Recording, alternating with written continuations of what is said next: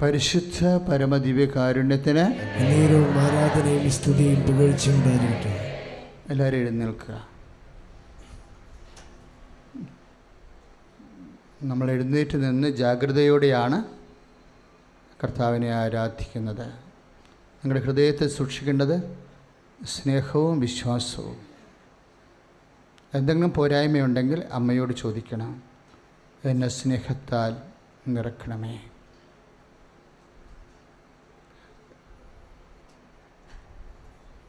എന്നെ ദിവ്യസ്നേഹത്താൽ നിറക്കണമേ. എനിക്ക് ആരാധനയ്ക്ക് ആവശ്യമായ ദിവ്യസ്നേഹത്താൽ നിറക്കണമേ. ലോകം മുഴുവനും ഈ ശുശ്രൂഷയിൽ പങ്കെടുത്തുകൊണ്ടിരിക്കുന്ന എല്ലാ മക്കളും പ്രാർത്ഥിക്കട്ടെ.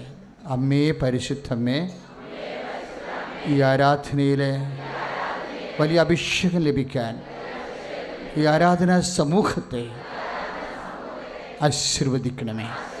സ്തുതിക്കട്ടെ. ഹല്ലേലൂയ.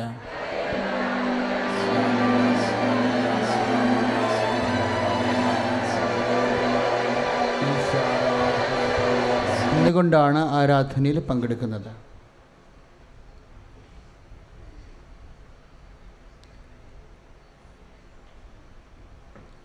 പ്രിയപ്പെട്ടവർ, നമ്മൾ കർത്താവ് പരിശുദ്ധ അമ്മയുടെ മാധ്യസ്ഥത്തിലെ നമ്മുടെ സങ്കടങ്ങളെയും ഭാരങ്ങളെയും ഏറ്റെടുത്ത് നമ്മളെ ആശ്വസിപ്പിച്ച അനേകം സാക്ഷ്യങ്ങളാണ് നമ്മൾ വിശ്വാസപൂർവ്വം കേട്ടുകൊണ്ടിരുന്നത്.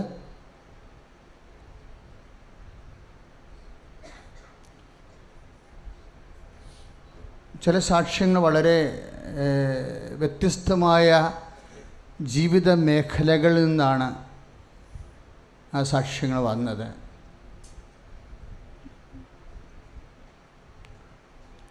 അപൂർവമായ ചില മേഖലകളിൽ നിന്ന്, പ്രത്യേകിച്ച് ലോനംകുടി അപ്പച്ചൻ്റെ സാക്ഷ്യം തൃശ്ശൂർ ഡോളേഴ്സ് ബസിലിക്കയിലെ ഇടവകാന്നും സാക്ഷ്യത്തിൻ്റെ രീതികൾ കണ്ടോ?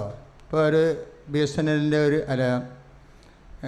ISRIയിൽ ഒരു ജോലിക്ക് പോകുന്നു, അവിടെ ഒരു കോൺവെൻറ്റിൽ താമസിക്കുന്നു. ആ കോൺവെൻറ്റിൻ്റെ ഒരു ദുരന്തം കണ്ടില്ലേ? നിങ്ങൾ കണ്ടില്ലേ? എന്ത് സങ്കടമാണ് അവർ അനുഭവിക്കുന്നത്. ഭക്ഷണം കഴിച്ചു കഴിഞ്ഞപ്പോൾ കൈ കഴുകാൻ വെള്ളമില്ലെന്ന് പറയണവരെ. ഇന്ത്യയിൽ കൈ കഴുകാൻ വെള്ളമില്ല. ട്രംപ് വരാൻ പോകുന്ന ഇന്ത്യയിലാണ് ഭക്ഷണം കഴിച്ചിട്ട് മനുഷ്യന് കൈ കഴുകാൻ വെള്ളമില്ലെന്ന് പറയുന്ന ഒരു രാജ്യത്തിൻ്റെ അവസ്ഥയുണ്ട്. ആരുടെയും കുഴപ്പമല്ല, അത് നമ്മുടെ സാഹചര്യമാണ്.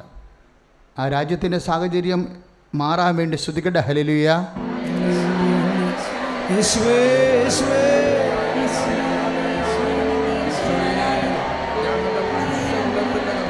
പരിശുദ്ധ പരമദിവ്യകാരുണ്യത്തിന് ആരാധനയും സ്തുതിയും പുകഴ്ചയും ഉണ്ടായിരിക്കട്ടെ. അവർ സിസ്റ്റർ പറഞ്ഞ ഇതാണ്, ടാങ്കറിൽ വെള്ളം വന്നാൽ മാത്രമേ കൈ കഴുകാൻ പറ്റത്തുള്ളൂ. അപ്പോഴുടനെ ആ വിശ്വാസി എന്നാ പറയണത്? തിരിച്ച് അതാണ് ഉടമ്പടിയുടെ പിൻബലമെന്ന് പറയണത്. ദൈവമായിട്ട് ഞാൻ ഉടമ്പടി ചെയ്തിട്ടുണ്ടെന്നാണ് പറയണത്. ആ ഉടമ്പടിയിൽ എനിക്ക് തന്നിട്ടുള്ള നേർച്ച വസ്തുക്കൾ എൻ്റെ കയ്യിലുണ്ട്. നാളെ ഇതിന് സമാധാനം ഉണ്ടാക്കാമെന്ന് ആ വിശ്വാസത്തിൻ്റെ പ്രഖ്യാപനം കണ്ടില്ലേ? നാളെ ഇതിന് സമാധാനം ഉണ്ടാക്കാം. നാളെ, ഇന്ന്, മരണസമയം, ഇതൊക്കെ സമയത്തിൻ്റെ കുറേ പ്രാർത്ഥന വിഷയങ്ങളാണ്. സമയത്തിലാണ് ഇതെല്ലാം പ്രാവർത്തികമാകുന്നത്. പരിശുദ്ധ അമ്മ നമ്മളെ ഇന്ന് ഡേറ്റിട്ട് പ്രാർത്ഥിച്ച എത്രയോ കാര്യങ്ങളാണ് നടന്നത്. ആ ഒക്ടോബർ 31-ാം തീയതി തന്നെ വന്ന് അസ്തമിക്കുന്നതിന് മുമ്പ് വന്ന് ജീവിത പങ്കാളിയും കൂട്ടിക്കൊണ്ട് പോകണില്ലേ? അത് ഓൺ ടൈമാണ്. എന്തുകൊണ്ടാണ് ഈ ടൈം ഇത്രയും വിഷയമാകാൻ? ഇത് നിങ്ങൾ പറയാം, അച്ഛൻ പറഞ്ഞു ഡേറ്റിട്ട് പ്രാർത്ഥിക്കാൻ. അച്ഛൻ ഉണ്ടാക്കിയ ഒരു ദൈവശാസ്ത്രമൊന്നും അല്ല ഇത്. അമ്മയുമായി ബന്ധപ്പെട്ട ഒരു വിശ്വാസത്യമാണ് സമയം. സഭ എത്രയോ വർഷം മുമ്പ് നമ്മളെക്കാളും നേരത്തെ തിരിച്ചറിഞ്ഞു. സഭ പഠിപ്പിച്ച പ്രാർത്ഥന എന്താണ്? പരിശുദ്ധ മറിയമേ തമ്പുരാൻ്റെ അമ്മേ, ഇപ്പോഴും ആ നൗ അത് ടൈം കൈയടിച്ച് കിടന്ന സുഡ ഹല്ലേലൂയ യേശുവേ സ്തോത്രം ഹല്ലേലൂയ ഹല്ലേലൂയ ഞങ്ങൾക്കായി സുദൃഢ ഹല്ലേലൂയ ഹല്ലേലൂയ ഹല്ലേലൂയ ഹല്ലേലൂയ ഹല്ലേലൂയ ഹല്ലേലൂയ യേശുവേ നന്ദി ഹല്ലേലൂയ ഹല്ലേലൂയ ഹല്ലേലൂയ ഹല്ലേലൂയ ഹല്ലേലൂയ യേശുവേ നന്ദി ഹല്ലേലൂയ ഹല്ലേലൂയ ദൈവമേ മഹത്വം കർത്താവേ ആരാധന കർത്താവേ ഈശോയേ അമ്മ ഞങ്ങൾക്ക് തന്ന സമയം ഒരുമിച്ച് പാടുക. ഞങ്ങളുടെ കാര്യങ്ങൾ നടക്കുന്നതിനെ ഓർത്ത് നന്ദി പറഞ്ഞുകൊണ്ട് കരങ്ങൾ ഉച്ചത്തിൽ അടിച്ചുകൊണ്ട് ആരാധനയും സ്തുതിയും പുകഴ്ചയും ഉണ്ടായിരിക്കട്ടെ. സഭ എന്നാ വളരെ കൃത്യമായിട്ട് പ്രഖ്യാപിക്കുന്നത് ഇപ്പോഴും ഞങ്ങളുടെ ഇറ്റ് ഈസ് വെരി എവിഡൻറ്റ്. ഒരു മനുഷ്യൻ്റെ ഏറ്റവും അത്യാഹിതം പിടിച്ച സമയം ഏതാ? മരണ സമയം. അതിനേക്കാൾ വലിയൊരു സമയം നമുക്കില്ല. നമ്മൾ ഭൂമിയിൽ നിന്ന് പിരിഞ്ഞു പോവുകയാണ്, ബൈ പറഞ്ഞ് പോവുകയാണ്.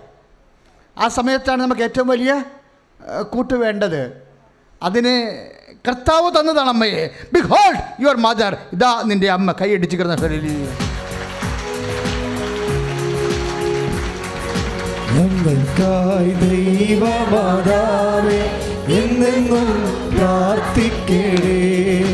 ഞങ്ങൾക്കായി ദൈവമാതാവേ എന്നെന്നും പ്രാർത്ഥിക്കണേ. സ്വർഗീയ മന്ന വഹിക്കും വാഗ്ദാന പേടകമേ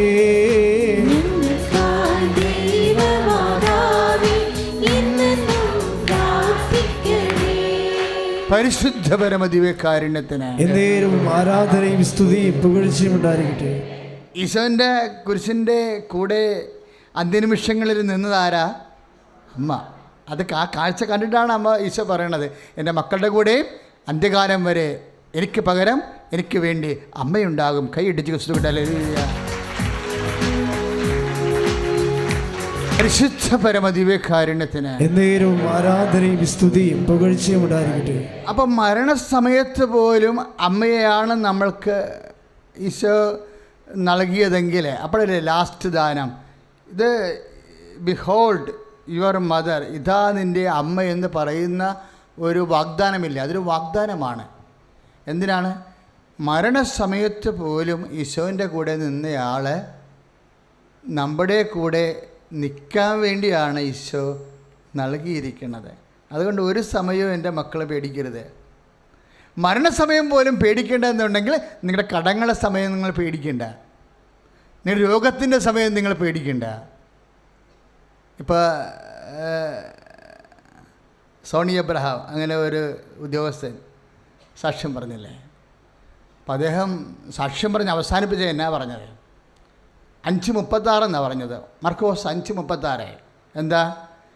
ഭയപ്പെടണ്ട, വിശ്വസിക്കുക മാത്രം ചെയ്യുക. ഒന്ന് പറഞ്ഞേ, ഭയപ്പെടണ്ട, വിശ്വസിക്കുക മാത്രം ചെയ്യുക.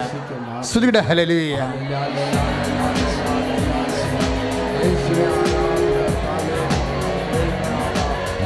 പരിശുദ്ധ പരമദിവ്യകാരുണ്യത്തിന് എന്നേരും ആരാധനയും സ്തുതിയും പുകഴ്ചയും ഉണ്ടായിരിക്കട്ടെ. അദ്ദേഹത്തിൻ്റെ സാക്ഷ്യാനുഭവം എന്താ? BSNL നമുക്കറിയാം, നമ്മുടെ ഭാരതത്തിൻ്റെ ഏറ്റവും വലിയ കമ്മ്യൂണിക്കേഷൻ കമ്പനിയാണ്. ഇപ്പം കമ്പനി ആയതുകൊണ്ട് തന്നെ അത് ഒരു പൊതുമേഖലാ കമ്പനിയാണ്. പക്ഷേ പുതിയ കാലത്തിൻ്റെ പലതരത്തിലുള്ള അന്തർദേശീയ കമ്മ്യൂണിക്കേഷൻ വെല്ലുവിളികൾ നമ്മുടെ വാർത്താ വിതരണ മേഖല ഒരു പ്രതിരോധം പോലെ വരുന്നുണ്ടത്. അപ്പോൾ അതിൻ്റെ ഭാഗമായിട്ട് മത്സരങ്ങളുണ്ട്.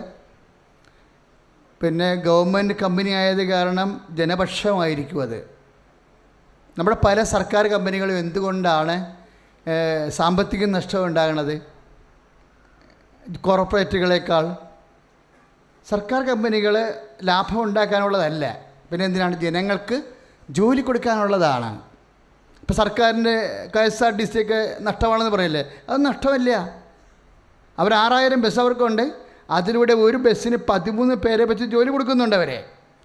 അങ്ങനെ നമ്മുടെ കുടുംബം പോറ്റിപ്പോയതിൻ്റെ പേരിലാണ് ഗവൺമെൻറ് കമ്പനികൾക്ക് ഇടത്. അപ്പം നമ്മൾ ഗവൺമെൻറ് കമ്പനികൾ നിലനിന്ന് വളർന്നാൽ മാത്രമേ ജനങ്ങൾക്ക് അഭിവൃദ്ധിയും തൊഴിൽ സാധ്യതയും ഉണ്ടാകുന്നു.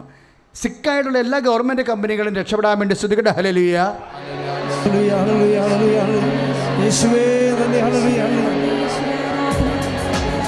അപ്പോൾ ഒരു കമ്പനി സിങ്ക് ചെയ്തുകൊണ്ടിരിക്കുമ്പോൾ സ്വാഭാവികമായി അതിൻ്റെ അമരക്കാരനായി നിൽക്കുന്ന ആരാണ്?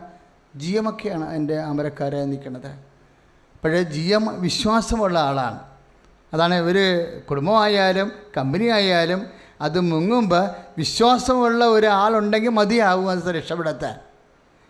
GM വന്ന് ഉടനെ അമ്മയോട് പറഞ്ഞു, അമ്മയെ കമ്പനി മുങ്ങുകയാണ്, ലക്ഷക്കണക്കിന് ആൾക്കാരുടെ ജീവിതമാർഗവും ഇന്ത്യയുടെ ശ്രേയസ്സുമാണ് മുങ്ങണത്.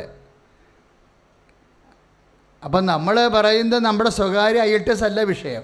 ഒരു ദേശീയ വിഷയമായാലും അന്തർദേശീയ വിഷയമായാലും ഇത് എല്ലാം ദൈവം ആരെ ഏൽപ്പിച്ചിരിക്കുന്നതാണ്? പരിശുദ്ധ അമ്മയെ ഏൽപ്പിച്ചിരിക്കുന്നതാണ്. റഷ്യയിലെ നിരീശ്വരവാദം കൊണ്ട് വിശ്വാസം ജനഹൃദയങ്ങളിൽ നിന്ന് തുടച്ചു മാറ്റപ്പെടുന്നു എന്ന സൂചന കിട്ടിയപ്പോഴാണ് ഫാത്തിമയിൽ പ്രത്യക്ഷപ്പെട്ടിട്ട് റഷ്യയുടെ മാനസാന്തരത്തിന് വേണ്ടി പ്രാർത്ഥിക്കാൻ അമ്മ 1917 പ്രത്യക്ഷപ്പെട്ടത്. അങ്ങനെ ലോകത്തിൻ്റെ ചരിത്ര നിയന്താവ്, ഈ ഭൂമിയിലെ വിശ്വാസത്തിൻ്റെ കാവൽക്കാരി, ദൈവത്തിൻ്റെ ഇടപെടൽ മാധ്യമം പരിശുദ്ധ കന്യാസ്ത്രീ മറിയം കൈയിട്ടിച്ച് കിടന്നാണ്. ഹല്ലേലൂയ, യേശുവേ ഹല്ലേലൂയ. വിശുദ്ധ പരമദിവ്യകാരുണ്യത്തിന് ആരാധനയും സ്തുതിയും പുകഴ്ചയും ഉണ്ടായിട്ട്. പെട്ടെന്നാണ് ഉടമ്പടി കഴിഞ്ഞപ്പോൾ ക്യാബിനറ്റ് കൂടി ഒരു തീരുമാനം എടുത്തെന്നല്ലേ പറഞ്ഞത്. എന്താണ്? 70,000 കോടി രൂപ കമ്പനിക്ക് അനുവദിച്ചു. കഴിഞ്ഞ ദിവസങ്ങളിൽ VRS എടുത്ത് 10,400 കുറേ ആയിരക്കണക്കിന് ആൾക്കാരെ VRS എടുത്ത് പോയി. അവർക്കെല്ലാം പണം കൊടുക്കാൻ കഴിഞ്ഞു എന്നുള്ളതും ഭാവിയിൽ ബാക്കിയുള്ളവരെ കൊണ്ട് കമ്പനിയെ ഉയർത്തിക്കൊണ്ടുവരാൻ പുതിയ വഴികൾ തെളിഞ്ഞു വരികയാണ്. ശരിക്കും ആ ക്യാബിനറ്റ് തീരുമാനം കറക്റ്റാണ് ശരിക്കും. കാര്യം VRS കിട്ടിപ്പോയവരെല്ലാം വേറെ ജോലി അന്വേഷിച്ച് പോകും. പക്ഷേ അവർക്ക് കിട്ടാനുള്ള പണമെല്ലാം കിട്ടിയാണ് അവർ പോണത്. അപ്പോൾ അവർക്കൊരു ജീവിതം അതുകൊണ്ട് കരുപ്പിടിപ്പിക്കാൻ പറ്റും. കമ്പനി ബാധ്യതയിൽ പോകുന്നൊരു സാഹചര്യത്തിൽ നിന്ന് ബാക്കിയുള്ളവർക്ക്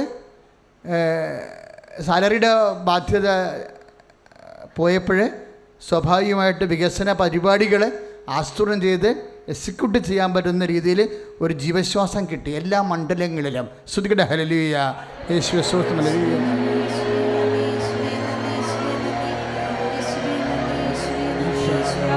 സ്തുതിക്കട്ടെ, ഹല്ലേലൂയ.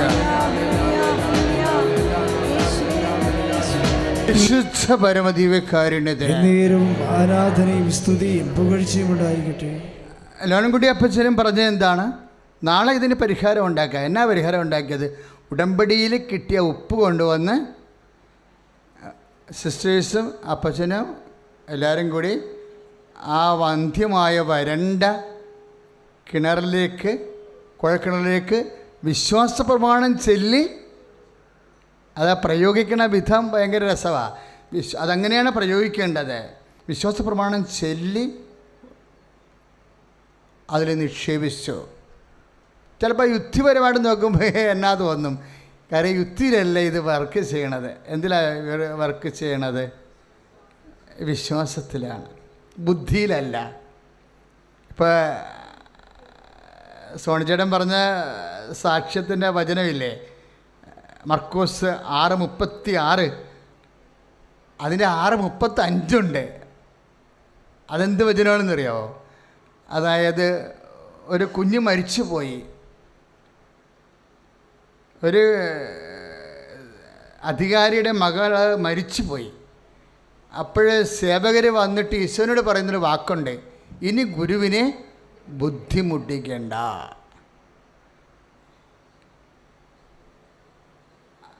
കുട്ടി മരിച്ചുപോയി എന്നാ. അതാണ് മർക്കോസ് 5:35. അപ്പോൾ ചില സമയത്ത് അപ്പോഴവിടെയാണ് പറയണത്, ഭയപ്പെടേണ്ട, ഇവിടെ ബുദ്ധിയല്ല ഉപയോഗിക്കേണ്ടത്, പിന്നെ എന്താണ്? വിശ്വസിക്കുക മാത്രം ചെയ്യുക. കൈയിട്ടിച്ച് കിടത്താണ്. ഹല്ലേലൂയ, യേശുസ്തോത്രം, ഹല്ലേലൂയ. ചില സമയത്ത് വിശ്വാസം മാത്രമേ വർക്കൗട്ട് ചെയ്യത്തുള്ളൂ. അതുകൊണ്ടാണ് ആ വചനം അങ്ങനെ പോകുന്നത്. അപ്പോൾ അവർ തിരിച്ച് ഒപ്പിട്ടിട്ട് വിശ്വാസ പ്രമാണം ചെല്ലേ. നമുക്കറിയാം വിശ്വാസ പ്രമാണം എന്ന് പറഞ്ഞാൽ എന്താ? അച്ഛൻ എപ്പോഴും പറയാം, യേശു കർത്താവാണെന്ന് അധരം കൊണ്ട് ഏറ്റുപറയും, ദൈവം അവനെ മരിച്ചോൾ ഉയർപ്പിച്ചെന്ന് ഹൃദയത്തിൽ വിശ്വസിക്കും. അതിൻ്റെ ബൃഹത്തായ ഫോമാണ് വിശ്വാസ പ്രമാണം എന്ന് പറയുന്നത്.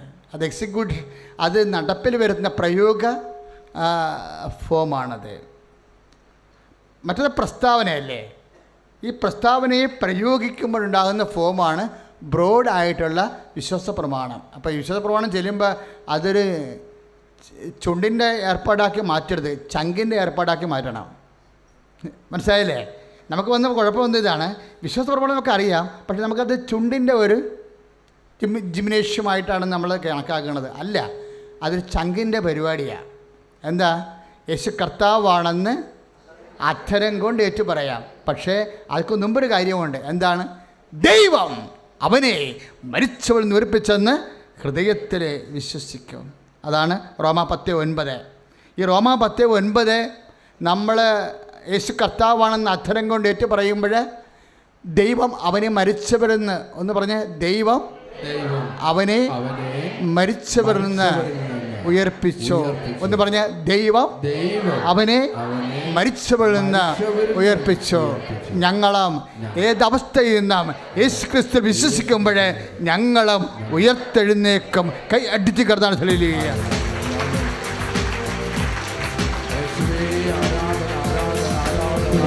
അപ്പോൾ യേശു കർത്താവാണെന്ന് അധരം കൊണ്ട് ഏറ്റു പറയുമ്പോൾ എന്താ പറയണത്? യേശു ഒന്ന് പറഞ്ഞേ, യേശു കർത്താവാണെന്ന് അധരം കൊണ്ട് ഏറ്റുപറയുകയും. അപ്പോൾ ഡോക്ടർ പറയണത് ഇപ്പോൾ ക്യാൻസർ ആണെന്ന് പറഞ്ഞാൽ നമ്മൾ പറയും ക്യാൻസർ അല്ല കർത്താവ്, യേശുവാണ് കർത്താവ്. വിശ്വാസം അങ്ങനെയാണ് പോണേ. പറഞ്ഞ മനസ്സിലായില്ലേ? കടമാണെന്ന് പറയുമ്പോൾ, ജപ്റ്റ് ചെയ്യുമെന്ന് പറയുമ്പോൾ നമ്മൾ പറയും മാനേജറല്ല കർത്താവ്, യേശുവാണ് കർത്താവ്. നിൻ്റെ മകൾ തോറ്റുപോയെന്ന് പറയുമ്പോൾ ബുദ്ധൂസാണെന്ന് അവൾ തന്നെ പറയുകയാണ്. എൻ്റെ പരീക്ഷ മോശമായിരുന്നു, എനിക്ക് ഓർമ്മ കിട്ടിയില്ലെന്ന് പറയുമ്പോൾ നമ്മൾ പറയും നിൻ്റെ തലച്ചോറല്ല കർത്താവ്, യേശുവാണ് കർത്താവ്. ശ്രുതികട ഹല്ലേലൂയ. യേശു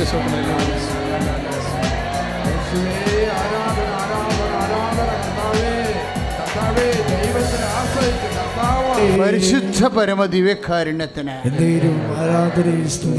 അപ്പോൾ യേശു കർത്താവാണെന്ന് അധരം കൊണ്ട് ഏറ്റു പറയുമ്പോൾ ദൈവം അവന് മരിച്ചവർ ഉയർപ്പിച്ചെന്ന് ഹൃദയത്തിൽ വിശ്വസിക്കുമ്പോൾ നമ്മൾ എന്താണ് പ്രാപിക്കണത്?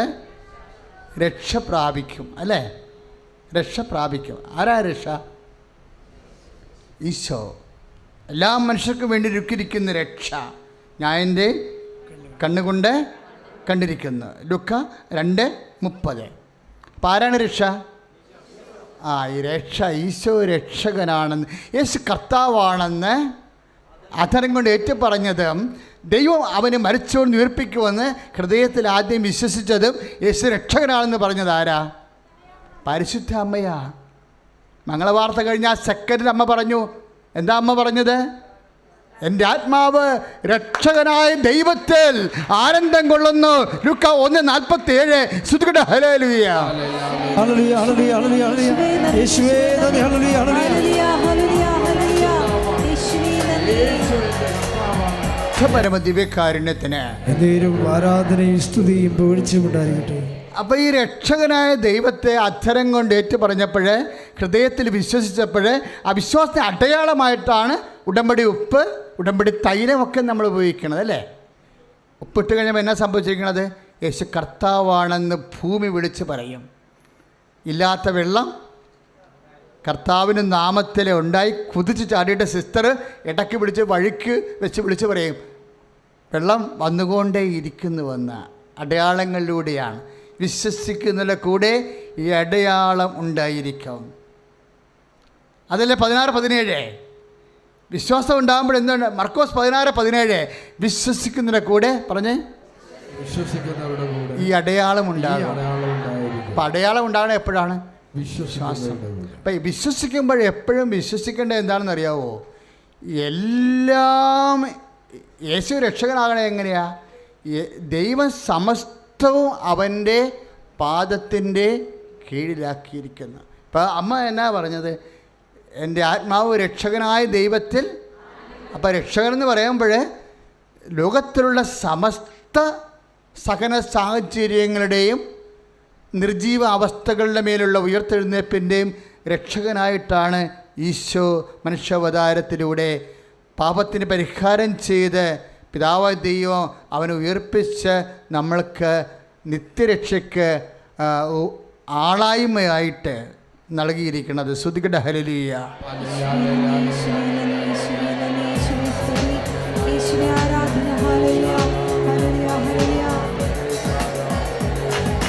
ഇപ്പം ഇനി ഒരു കാരണവശാൽ എപ്പോഴും നമുക്കറിയാം, ഏതെങ്കിലും വിഷയത്തിന് നിങ്ങൾ യേശുവിനെ അല്ലാതെ ആശ്രയിച്ചാൽ, ഇപ്പം ഒരു ദിവസം ഞാൻ ഒരു സഹോദരനുമായിട്ട് ഇരുന്നുകൊണ്ട് ഇന്ന് ബ്രേക്ക്ഫാസ്റ്റ് കഴിച്ചു. അപ്പോഴേ അദ്ദേഹത്തിൻ്റെ വൈഫിൻ്റെ ഒരു ഹൃദയത്തിൻ്റെ അസുഖങ്ങളെക്കുറിച്ച് എന്നോട് സംസാരിച്ചു. എന്നിട്ട് അദ്ദേഹം എന്നോടൊരു കാര്യം പറഞ്ഞു. അദ്ദേഹം പറഞ്ഞ ഇതാണ്, അച്ഛാ, റാലി നടത്തിയതിന് ശേഷം ഹൃദയരോഗമുള്ള എൻ്റെ വൈഫിന് വേണ്ടി അച്ഛൻ പ്രാർത്ഥിച്ചായിരുന്നു. പിന്നീട് അവൾക്ക് ആ സഫക്കേഷൻ, ആ പ്രശ്നം, ശ്വാസം മുട്ടൽ ഉണ്ടായിട്ടില്ല എന്ന് പറഞ്ഞു. എന്നിട്ട് പിന്നെ ഒരു കാര്യം പറഞ്ഞപ്പോൾ ഞാൻ ചിരിച്ചു പോയി. പിന്നെ എന്താ പറഞ്ഞെന്നറിയാവോ? എൻ്റെ വീട്ടിൽ പാത്രമൊക്കെ ഇപ്പോഴും ഞാൻ തന്നെയാണ് കഴുകണതെന്ന്. അപ്പോൾ ഞാൻ ചിരിച്ചു പോയി. എന്നാ കാര്യം? അബോധ മനസ്സിലെങ്കിലും വൈഫ് സുഖപ്പെട്ടിട്ടില്ലെന്ന് അദ്ദേഹം വിശ്വസിക്കുന്നു. അതാണ് പ്രശ്നം. വിശ്വാസമെന്ന് പറയണത് ബോധമനസ്സിലും അബോധ മനസ്സിലും ഒരുപോലെ അഭിഷേകപ്രകാരം വിശ്വസിക്കണം. പറഞ്ഞേ, കർത്താവേ, എൻ്റെ ബോധ മനസ്സിലും എൻ്റെ അബോധ മനസ്സിലും നീയാണ് ഏകരക്ഷകൻ എന്നുള്ള ആന്തരികമായ ബോധ്യത്താൽ എന്നെ അഭിഷേകം ചെയ്യണമേ. ശ്രുതികട്ടെ, ഹല്ലേലൂയ.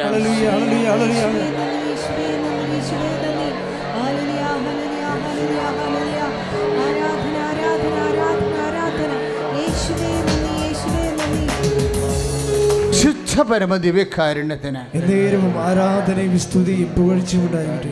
അപ്പം ദൈവം സമസ്തവും അവൻ്റെ പാദത്തിൻ്റെ കീഴിലാക്കിയിരിക്കുന്നു.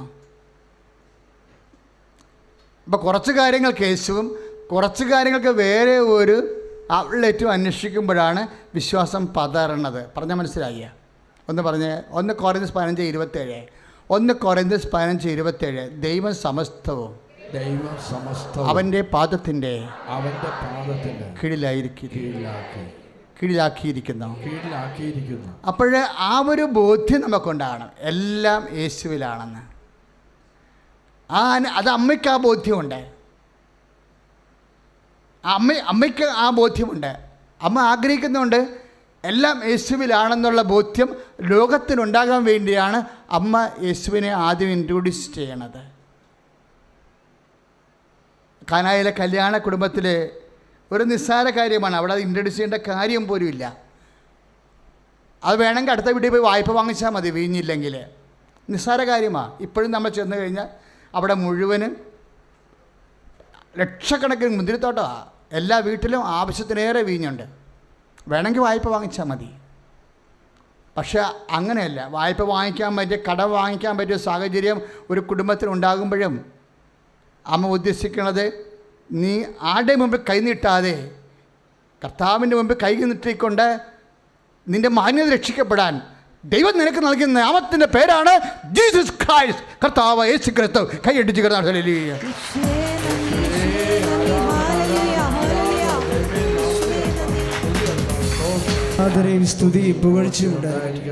അപ്പം വീഞ്ഞില്ലാത്ത അവസ്ഥ മുതൽ ഒരു ജീവനെ ഉയർപ്പിക്കുന്ന അവസ്ഥ വരെയുള്ള സമസ്തവുമാണ് ദൈവം 1 കൊരിന്ത്യസ് 15:27 അനുസരിച്ച് കൊണ്ട് അവൻ്റെ പാദത്തിൻ്റെ കീഴിലാക്കിയിരിക്കുന്നത്.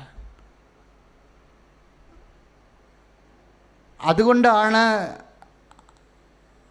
പത്രോസിനാണ് ഈ ബോധം ആദ്യമുണ്ടായത്. അതുകൊണ്ട് പത്രോസ് പറഞ്ഞു, ദൈവം സമസ്തവും നിൻ്റെ പാദത്തിൻ്റെ കീഴിലാക്കിയിരിക്കണമെന്ന്. നിൻ്റെ കൂടെ നടക്കുമ്പോൾ ഞങ്ങൾക്ക് പരിശുദ്ധാത്മാവ് വിവേചന ജ്ഞാനം നൽകുന്നുണ്ട്. അതുകൊണ്ടാണ് ഇവർക്കും എല്ലാം ഉപേക്ഷിക്കാൻ തോന്നിയത്. പത്രോസും കർത്താവിനെ അനുധാവനം ചെയ്തത് ഒന്നും ബാക്കി വച്ചിട്ടില്ല. ദൈവം സമസ്തവും ആരുടെ നാമത്തിൻ്റെ കീഴിലാണ് ആക്കിയിരിക്കുന്നത്. അവനെ അനുഗമിക്കുമ്പോൾ പത്രോസ് പറഞ്ഞു, കർത്താവേ, ഞങ്ങളും സമസ്തവും ഉപേക്ഷിച്ചാണ് നിന്നെ അനുഗമിക്കുന്നത്. നമ്മുടെ യാത്രയിൽ എപ്പോഴും സമർപ്പണത്തിൻ്റെ വഴികളിലെല്ലാം മാറ്റിവെച്ച്, കുറച്ച് കാര്യങ്ങൾ മാറ്റിവെച്ച്, കുറച്ച് നിങ്ങളുടെ വിനോദങ്ങൾക്കും നിങ്ങളുടെ വികസനങ്ങൾക്കും വേണ്ടി മാറ്റിവെച്ച് നിങ്ങളുടെ പ്രശ്നസങ്കീർണമായ വിഷയങ്ങൾക്ക് മാത്രം ഈശോനെ കക്ഷി ചേർക്കുന്ന ഒരു മിനിമം ആധ്യാത്മികതയില്ലേ, അത് ക്രിസ്ത്യാനിറ്റിക്ക് യോജിച്ചതല്ല. അവിടെയാണ് ഈ കുഴപ്പങ്ങൾ മുഴുവൻ വരുന്നത്. ഇഷ്യൂ ബേസ്ഡ് സ്പിരിച്വാലിറ്റി ഫോളോ ചെയ്യുന്നു. എന്തെങ്കിലും വിഷയമുണ്ടെങ്കിൽ ഇനി വിഷയം മാറുമ്പോൾ നിങ്ങളും കർത്താവിൻ്റെ മുമ്പിൽ നിന്നും മാറും. അത് ദൈവത്തിന് നേരത്തെ അറിയാവുന്ന കൊണ്ടാണ് ഈ ഉടമ്പടിയിലെ ചില വിഷയങ്ങൾ ലാഗ് ചെയ്യാൻ കാരണം. ഒന്ന് പ്രാർത്ഥിക്കുക. കർത്താവായ ദൈവമേ, അനുഭവത്തിലൂടെ വിശ്വാസത്തിലൂടെ നിന്നെ അറിഞ്ഞാൽ ഈ ക്ലേശകാലം പിന്നിട്ടാലും ഞങ്ങൾ നിന്നെ തന്നെ ആശ്രയിച്ചുകൊണ്ട് നിൻ്റെ വചനമനുസരിച്ചുകൊണ്ട് നിൻ്റെ സാക്ഷിയായി ജീവിച്ചു കൊള്ളാമെന്ന് പ്രതിജ്ഞ ചെയ്യുന്നു. കർത്താവെ അനുഗ്രഹിക്കണമേ. ശ്രുതികട ഹല്ലേലൂയ.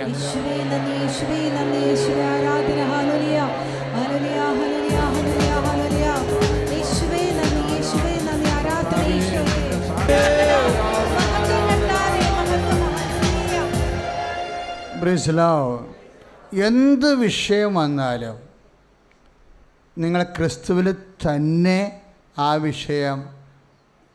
അച്ഛനിപ്പോൾ എന്നാ സംസാരിച്ചുകൊണ്ടിരിക്കുന്നത് അറിയാവോ? വിശ്വാസത്തിൻ്റെ വ്യത്യസ്തമായ പ്രായോഗിക നിലപാടുകളിലെ ചില മെയിൻ സബ്ജക്റ്റുകൾ മാത്രം കർത്താവിനെ ഏൽപ്പിക്കുകയും മറ്റുള്ള സബ്ജക്റ്റുകൾ നമ്മുടെ ബുദ്ധി അനുസരിച്ച് നാട്ടു നടപ്പനുസരിച്ചോ ഒക്കെ ചെയ്ത് കൂട്ടുകയും ചെയ്യുന്നു. പറഞ്ഞ മനസ്സിലായില്ലേ? നമ്മൾ രക്ഷപ്പെടാത്ത ചില മേഖലകൾ മാത്രം യേശുവിനെ ആശ്രയിക്കുകയും മറ്റ് ജീവിതത്തിൻ്റെ പല മണ്ഡലങ്ങൾ, ഇപ്പം നിങ്ങൾ ഒരു സദ്യക്ക് വിളിക്കുമ്പോൾ,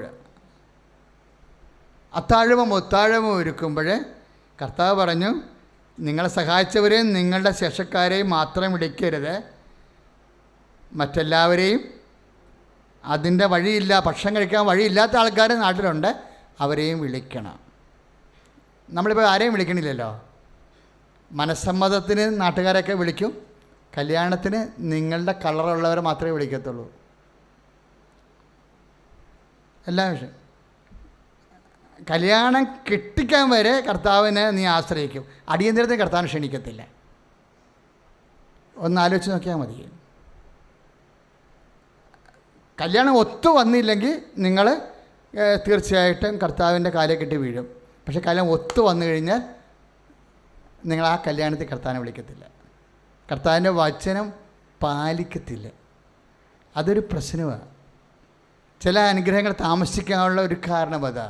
ഞാനൊരു സിംഗിൾ ഇൻസിഡൻ്റ് അല്ല. എന്താ വെച്ചാൽ പത്രോസിൻ എങ്ങനെയാണ് പത്രോസായെന്നറിയാവോ? പത്രോസിനോട് ഒരിക്കൽ കർത്താവ് ചോദിച്ചൊരു ചോദ്യം എന്താ ചോദിച്ചത്? നീ എല്ലാവരെക്കാൾ ഉപരിയായി എന്നെ. അപ്പോൾ 3 പ്രാവശ്യം ചോദിച്ചപ്പോൾ പത്രോസ് കരഞ്ഞു, സങ്കടപ്പെട്ടു. എന്നാ പറഞ്ഞു? അങ്ങയ്ക്ക് എല്ലാം അറിയാമല്ലോ എന്ന് പറഞ്ഞു, അല്ലേ? യോഹന്നാൻ്റെ സുവിശേഷം 21:19. സ്തുതിക്കട്ടെ. ഹല്ലേലൂയ. ശക്തിയോടെ സ്തുതിക്കട്ടെ. ഹല്ലേലൂയ, ഹല്ലേലൂയ. ആരാധന. ഹല്ലേലൂയ. Praise the Lord. യോഹന്നാൻ 21:17. യോഹന്നാൻ്റെ സുവിശേഷം 21:17. എന്താ പത്രോസ് ചോദിച്ചത്? നമുക്കത് പറയാൻ കഴിയണം. അവിടെയാണ് നമ്മൾ ക്രിസ്തുവിൽ വളരണത്. നമുക്കും പറയാൻ കഴിയണം. എന്നാ പറയാൻ കഴിയണത്? നീ എന്നെ സ്നേഹിക്കുമെന്നോ എന്ന് കർത്താവ് ചോദിച്ചാൽ നമുക്ക് പറയാൻ കഴിയണം പത്രോസിനെ പോലെ. എന്നാ പറയുന്നത് പത്രോസ്?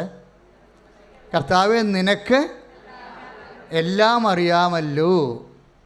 യോഹന്നാന്റെ സുവിശേഷം 21:17. അങ്ങനെ നിഷ്കളങ്കമായി എല്ലാം അറിയാമെന്ന് പത്രോസിന് പറയാൻ കഴിഞ്ഞത് ഒരു ധൈര്യമാണ് ശരിക്കും. കാര്യം കർത്താവിനെ അറിയാൻ പാടില്ലാത്തതായിട്ട് പത്രോസിൻ്റെ ജീവിതത്തിൽ ഒന്നുമില്ലായിരുന്നു. കർത്താവിനെ അറിയാൻ പാടില്ലാത്തതായിട്ട്, കർത്താവിനോട് പറയാത്തതായിട്ട് നിൻ്റെ ജീവിതത്തിലും എൻ്റെ ജീവിതത്തിലും എന്ന് ഒന്നും ഉണ്ടാവാതിരിക്കുന്നുവോ അന്ന് കർത്താവ് നിന്നെ അഭിഷേകം ചെയ്യാം. പറഞ്ഞാൽ മനസ്സിലാകുന്നുണ്ടോ? എന്താ ഇങ്ങനെ പറഞ്ഞെന്നറിയാവോ? ഒരു പ്രാവശ്യം പത്രോസിൻ്റെ മനസ്സിലുണ്ടായിരുന്നു ഈശോ ഒന്ന് വീട്ടിൽ വന്നിരുന്നെങ്കിലെന്ന്. പക്ഷെ പറഞ്ഞില്ല. ആളങ്ങനെ ഒരു ആളാണ്, പറയത്തില്ല. മാക്സിമം കർത്താവിനെ ബുദ്ധിമുട്ടിക്കാണ്ടിരിക്കും. പക്ഷെ പത്രോസിൻ്റെ മനസ്സ് മനസ്സിലാക്കിയിട്ട് ഒരു ദിവസം കർത്താവ് പറഞ്ഞു, നിൻ്റെ വീട്ടിലൊന്ന് പോയാലോ എന്ന് ചോദിച്ചു. അപ്പോൾ ഭയങ്കര സന്തോഷമായി. എന്താ സംഭവം എന്നറിയാവോ? അമ്മയെ കൊണ്ടുവന്ന് വീട്ടിൽ നിർത്തിയിരിക്കുക. ആരുടെ? പത്രോസിൻ്റെ. കാര്യം എന്താ? പത്രോസ് കർത്താവിനെ അനുഗമിച്ചപ്പോൾ സമസ്തത്തിൻ്റെ കൂടത്തെ കുടുംബം ഉണ്ടായിരുന്നു. ഞങ്ങൾ സമസ്തവും ഉപേക്ഷിച്ച് നിന്നെ അനുഗമിച്ചല്ലോ എന്ന് ചോദിക്കണില്ലേ? ആ കൂട്ടത്തിൽ കുടുംബം ഉണ്ടായിരുന്നു, കുഞ്ഞുങ്ങളുണ്ടായിരുന്നു. അപ്പോഴേ കുഞ്ഞുങ്ങളെ നോക്കാൻ ആരുമില്ലാഞ്ഞ കാരണം വൈഫിൻ്റെ അമ്മയോട് പറഞ്ഞ് വീട്ടിൽ വന്ന് നിന്നൊന്ന് സഹായിക്കാൻ പറഞ്ഞു. അങ്ങനെ അവർ വന്ന് സഹായിച്ചു. പക്ഷെ അവർക്ക് പനിയായിപ്പോയി. അപ്പോഴേ കർത്താവിനത് മനസ്സിലാക്കി. നീ കർത്താവിനെപ്പോൾ ചെയ്യുന്ന ഓരോ കാര്യങ്ങളും ഈശോയ്ക്ക് മനസ്സിലാകുന്നല്ലവണ്ണം. ഇപ്പം ചിലർ എൻ്റെ വീട്ടിൽ ഭാര്യയുടെ അമ്മ വന്ന് നിൽക്കുന്നു, എൻ്റെ വീട്ടിലെ അപ്പൻ്റെ അനുജൻ വന്ന് നിൽക്കുന്നു. എൻ്റെ മക്കളെ അതെല്ലാം കർത്താവിൻ്റെ പേരിലെടുക്കുന്ന മധുരഭാരങ്ങളാക്കി എടുക്കണം. പറഞ്ഞ മനസ്സിലായില്ലേ? ഇപ്പം നമ്മുടെ ചില സാഹചര്യം കൊണ്ട് ചില സമയത്ത് നമ്മുടെ വീട്ടിൽ വൈഫിൻ്റെ അമ്മ വന്ന് നിൽക്കും, അല്ലെങ്കിൽ ഹസ്ബൻഡിൻ്റെ അമ്മ വന്ന് നിൽക്കും, അല്ലെങ്കിൽ ഹസ്ബൻഡിൻ്റെ അനുജൻ വന്ന് നിൽക്കും. ചിലർക്ക് തമ്മിൽ അപ്പോഴത്തന്നെ ഒരു ഭയങ്കര ഭാരവും അസ്വസ്ഥയും ഉണ്ടാവും. ഒരു ദൈവവചനം പാലിക്കാൻ ഒരവസരം വരുമ്പോൾ നമ്മൾ ഭാരപ്പെടുമ്പോൾ സ്വാഭാവികമായും ദൈവത്തിനറിയാം നമ്മൾ ക്രിസ്ത്യൻസ് ഒന്നും അല്ലെന്ന് അറിയാൻ. ശരിക്കും അതാണ് കുഴപ്പം വരണേ. അങ്ങനെ ശ്രദ്ധിക്കണം. ഇപ്പം ഇവിടെ എന്താ, പത്രോസിൻ്റെ വീട്ടിൽ അമ്മായിയമ്മ വന്ന് നിൽക്കുക. പക്ഷെ അവർ പനിയായിപ്പോയി. പക്ഷെ ദൈവം അത് മനസ്സിലാക്കി അവരുടെ വീട്ടിൽ ചെന്ന് അവളെ കൈക്ക് പിടിച്ച് എഴുന്നേൽപ്പിക്കും. ആ വീട്ടിലെ കാഴ്ചയെല്ലാം കർത്താവ് കണ്ടതാണ്. കുഞ്ഞുങ്ങളെ തെരപ്പാര നടക്കുന്നതും നോക്കാനാരില്ലാത്തതും ഒരിടത്തും രോഗം പിടിക്കുന്നതും നിൽക്കുന്ന രോഗം പിടിക്കുന്നത്, ഈ സമസ്തവും ഇതെല്ലാം ഉപേക്ഷിച്ചാണ് പത്രോസ് കർത്താവിനെ അനുഗമിച്ചത്. ഒരു കുരിശ് എടുക്കണതിൽ പത്രോസിന് വലിയ വിഷമമില്ലായിരുന്നു. ഏറ്റവും കൂടുതൽ കർത്താവിനെ മനസ്സിലാക്കിയ ഒരാളാണ്. നമ്മുടെ ജീവിത സാഹചര്യങ്ങളിലെല്ലാം ഒന്ന് പ്രാർത്ഥിച്ചേ, കർത്താവേ ഞങ്ങളുടെ ജീവിത സാഹചര്യങ്ങളിൽ കുറേ ഞെരുക്കവും ഭാരവും വരുമ്പോഴേ അത് ഈശോന്റെ വചനം പാലിക്കാൻ ദൈവം നൽകിയ ഒരവസരമായി അത് ഏറ്റെടുത്ത് വിശ്വാസം പ്രഖ്യാപിക്കാൻ കർത്താവേ സ്നേഹത്താൽ പ്രവർത്തനക്ഷമമായ ഗലാത്യർ 5:6 സ്നേഹത്താൽ പ്രവർത്തനക്ഷമമായ ജീവിതത്തിന് വേണ്ടി കർത്താവേ ഞങ്ങൾ സമർപ്പിതരാകാൻ ഞങ്ങളെ വളർത്തണമേ, ഞങ്ങളെ ഉയർത്തണമേ, ഞങ്ങളെ സാക്ഷികളാക്കണമേ. ഹല്ലേലൂയ, ഹല്ലേലൂയ, ഹല്ലേലൂയ, ഹല്ലേലൂയ. യേശുവേ നന്ദി. ഹല്ലേലൂയ, ഹല്ലേലൂയ, ഹല്ലേലൂയ.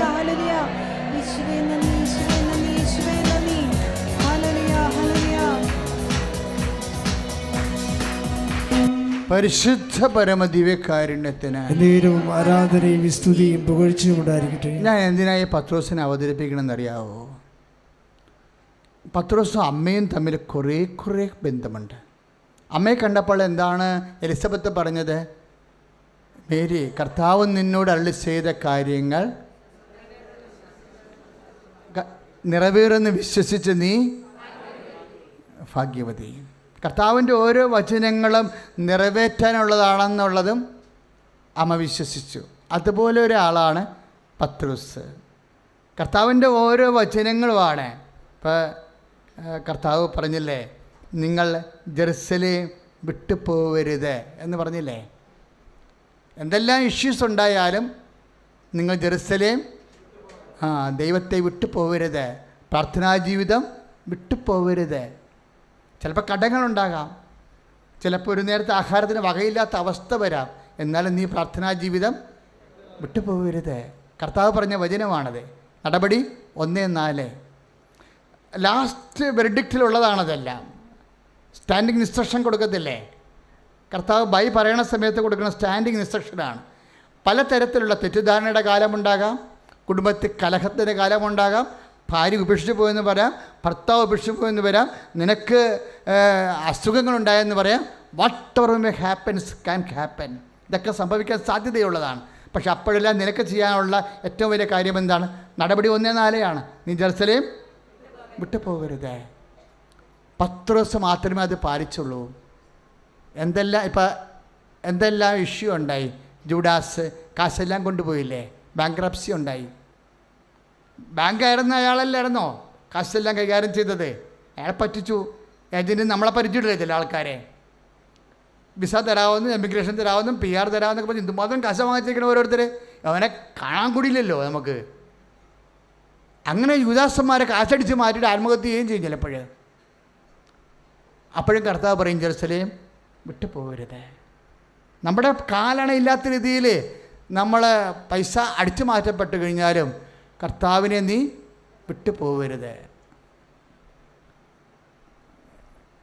എന്തിനാണ് അങ്ങനെയുള്ള കാലമല്ല? എന്തിനുള്ളതാണ്? കാത്തിരിക്കാനുള്ളതാണ്. എന്തിനുള്ള കാലമാണ്? ക്ലേശത്തിൻ്റെ കാലം. എൻ്റെ പിതാവിൻ്റെ വാഗ്ദാനമാകുന്ന പരിശുദ്ധാത്മാവിന് വേണ്ടി കാത്തിരിക്കണം. നമ്മുടെ ശക്തി പോകുമ്പോൾ ഉന്നതങ്ങളിൽ നിന്ന് ശക്തി ധരിക്കുന്നതുവരെ നഗരം വിട്ടുപോകരുത്. 24:49 ലൂക്ക 24:49. ഉന്നതകളിൽ നിന്ന് ശക്തി ധരിക്കുന്നവരെ. എന്തിനാണ് വിട്ടുപോകരുതെന്ന് പറഞ്ഞത്? നമ്മുടെ ശക്തി പോയി. നമ്മൾ പരീക്ഷ തോറ്റു, ഇൻ്റർവ്യൂ തോറ്റു, നമ്മുടെ ശക്തി വിട്ടുപോയി. നമ്മൾ ആഗ്രഹിച്ചിരുന്ന ഏറ്റവും വലിയ അതുകൊണ്ട് രക്ഷപ്പെടുമെന്ന് നമ്മൾ വിചാരിച്ചതു, പക്ഷേ അത് നടന്നില്ല. അപ്പോൾ നമ്മുടെ ശക്തി പോയി. ശക്തി പോകുമ്പോൾ എന്നാ ചെയ്യേണ്ടത്? ഉന്നതങ്ങളിലെ ശക്തിക്ക് വേണ്ടി കാത്തിരിക്കണം. അതാണ് നടപടി 1:4 ലൂക്ക 24:49.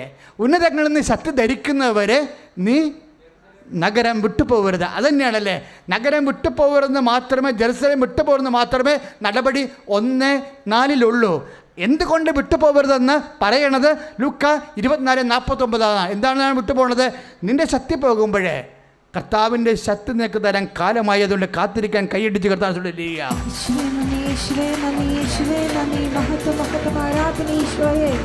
മർക്കോസ് ഉൾപ്പെടുന്ന ഉടുതുണി ഉപേക്ഷിച്ച് ഓടിപ്പോയ ഒരു കാലമുണ്ടത്. കർത്താവ് മരിച്ച് ശാരീരികമായ അസാന്നിധ്യം ഉണ്ടായിരുന്ന കാലം. അപ്പോസ്തലന്മാർ തങ്ങളുടെ വഴിക്ക് ചിതറിപ്പോയ കാലം. പത്രോസും യോഹന്നാനും ഒറ്റപ്പെട്ട കാലം. അപ്പോഴും പത്രോസ് കർത്താവിൻ്റെ വാക്ക് പാലിച്ചുകൊണ്ട് ജെറുസലേമിൽ തന്നെ താമസിക്കും. ഗ്രേറ്റ് മാൻ. അവൻ കർത്താവ് പറഞ്ഞ പോലെ 6-ാം മണിക്കൂറിലും 9-ാം മണിക്കൂറിലും നടപടി പുസ്തകത്തിൽ എഴുതിയിട്ടുണ്ട്. പത്രോസ് 6-ാം മണിക്കൂറിലെ പ്രാർത്ഥനയ്ക്ക് ദേവാലയത്തിലേക്ക് പോവുകയായിരുന്നു. പത്രോസ് 9-ാം മണിക്കൂറിലെ പ്രാർത്ഥനയ്ക്ക് ദേവാലയത്തിലേക്ക് പോവുകയായിരുന്നു. നടപടി 3:1. പിന്നെയും പറയും പത്രോസ് 6-ാം മണിക്കൂറിലെ പ്രാർത്ഥനയ്ക്ക് മട്ടുപ്പാവിലേക്ക് കയറുകയായിരുന്നു എന്ന്. മട്ടുപ്പാവ് വീടിൻ്റെ താഴത്തെ നിലയിൽ താമസിക്കുകയായിരുന്നു, ഒരു വാടക വീട്ടിൽ. ആ പ്രാർത്ഥനയുടെ സമയമായപ്പോൾ അവൻ ഒറ്റയ്ക്ക് പ്രാർത്ഥിക്കാൻ വേണ്ടി അതിൻ്റെ മട്ടുപ്പാവിലേക്ക് കയറി. നടപടി 10:9. അവൻ കർത്താവിൻ്റെ ഏതെല്ലാം താൻ വാടകയ്ക്കാണ് താമസിക്കുന്നത്. തൻ്റെ ഇട്ടുകൂട്ടെല്ലാം കൂടക്കാരും ശേഷക്കാരും ബന്ധുക്കളും സ്വന്തപ്പെട്ടവരും എല്ലാം തന്നെ വിട്ടു പോയി. അപ്പോഴും കർത്താവ് പറഞ്ഞു, ആരെല്ലാം വിട്ടുപോയാലും നീ എന്നെ വിട്ടുപോകരുത്, ജെറുസലേം വിട്ടുപോകരുത്, പ്രാർത്ഥന വിട്ടുപോകരുത്. പ്രാർത്ഥന പത്രോസ് മാത്രം പ്രാർത്ഥന വിട്ടുപോയില്ല. അത് ആ വിശ്വാസമാണ് നമ്മൾ ഫോളോ ചെയ്യണത്. സ്തുതിക്കട്ടെ, ഹല്ലേലൂയ.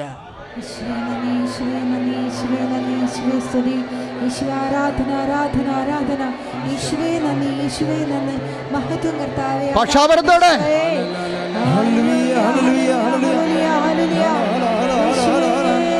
ശ്രീ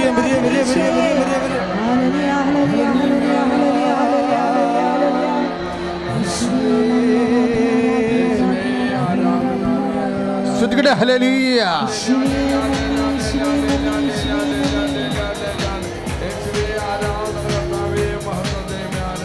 എന്നേരവും ആരാധനയും സ്തുതിയും പുകഴ്ചയുമുണ്ടായി. പ്രാർത്ഥികർത്താവേ, പത്രോസിനെ പോലെ ഏത് സാഹചര്യത്തിലും നിന്നെ വിട്ടുപോകാതിരിക്കാൻ, പ്രാർത്ഥനയിൽ നിലനിൽക്കാൻ, നിന്റെ വാഗ്ദാനത്തിൻ്റെ കാത്തിരിപ്പ് പ്രാപിച്ചുകൊണ്ട് ബലം പ്രാപിക്കുവാൻ എല്ലാവരെയും ആശീർവദിക്കണമേ, അനുഗ്രഹിക്കണമേ. സ്തുതിക്കട്ടെ. ഹല്ലേലൂയ.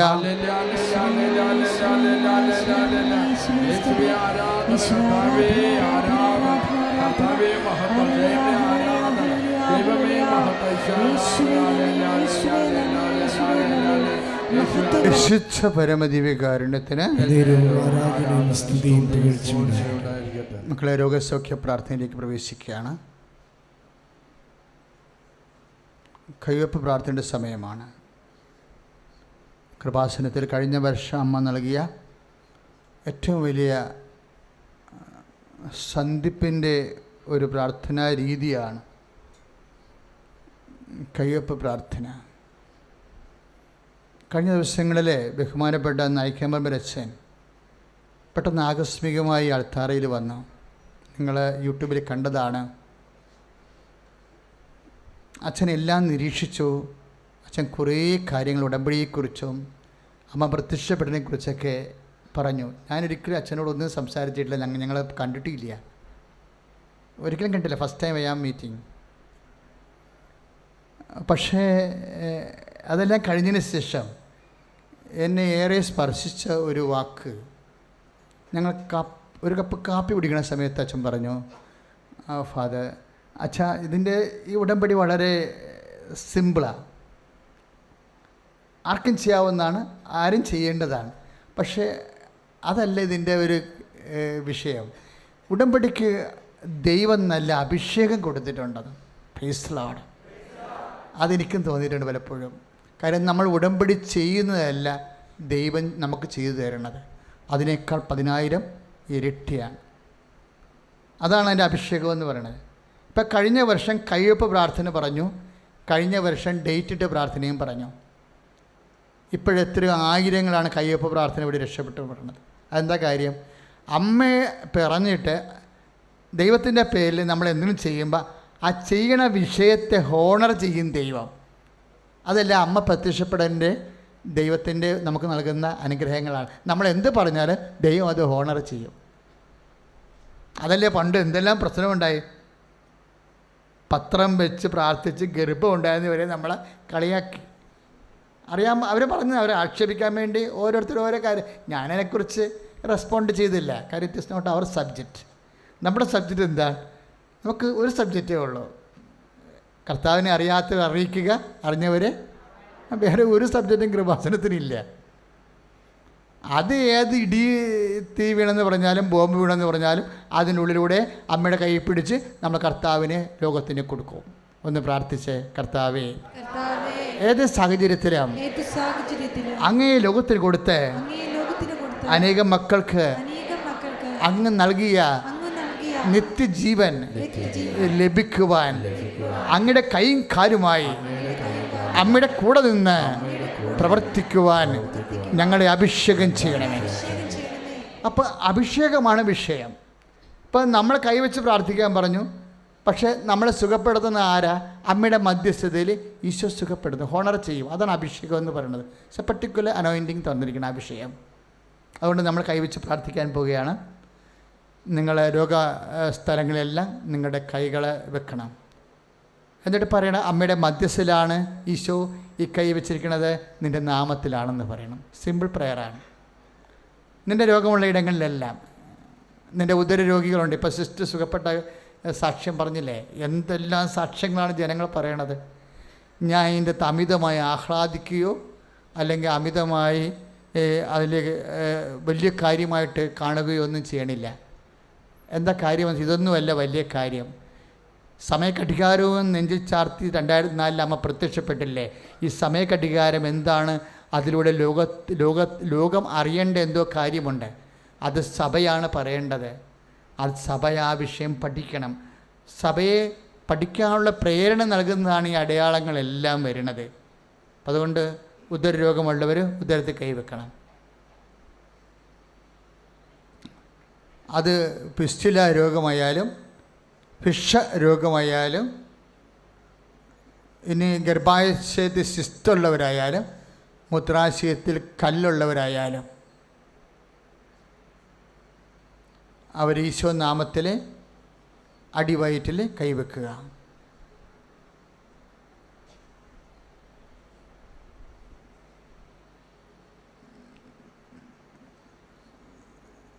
ഇപ്പം ഗർഭപാത്രത്തിൽ ചില സമയത്ത് ഫെലോപ്പിൻ ട്യൂബിൽ തന്നെ പ്രഗ്നൻസി വരും.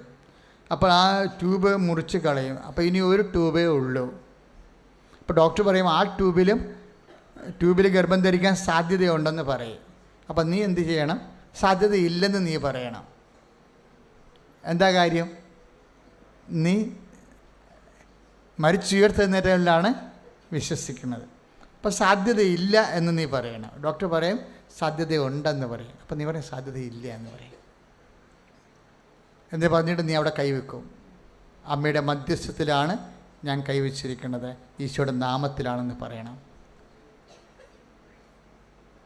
ഹൃദയത്തിന് അസുഖമുള്ളവർ, വാൽവിന് ചുരുക്കമുള്ളവരുണ്ടാകാം, ചിലപ്പോൾ ഹൈ കൊളസ്ട്രോൾ ഉള്ളവരുണ്ടാകാം. ഇക്കാലത്തെ കൊളസ്ട്രോൾ വരണമെങ്കിൽ നെയ്യാഹാരം തന്നെ കഴിക്കണമെന്നൊന്നും ഒരു നിർബന്ധവുമില്ല. ചുമ്മാ ടെൻഷൻ അടിച്ചാൽ മതി, കൊളസ്ട്രോൾ താനേ ഉണ്ടാവും. അതുകൊണ്ട് അവിടെ കൈവെക്കുക, നെഞ്ചിൽ കൈവെക്കുക. പ്രഷർ രോഗികളൊക്കെ നെഞ്ചിൽ കൈവെക്കുക. പാങ്ക്രിയാസ് രോഗികൾ, കരൾ രോഗികൾ നെഞ്ചിൻ്റെ കൂമ്പിന് കൈവെക്കണം. എന്നിട്ട് പറയണം ഈ കൈ ഞാൻ അമ്മയുടെ മധ്യസ്ഥത്തിലാണ് വെക്കണത്, ഈശോയുടെ നാമത്തിലാണ് വെക്കണത്. ദൈവം സമസ്തവും അവൻ്റെ പാദത്തിൻ്റെ കീഴിലാക്കിയിരിക്കുന്നു.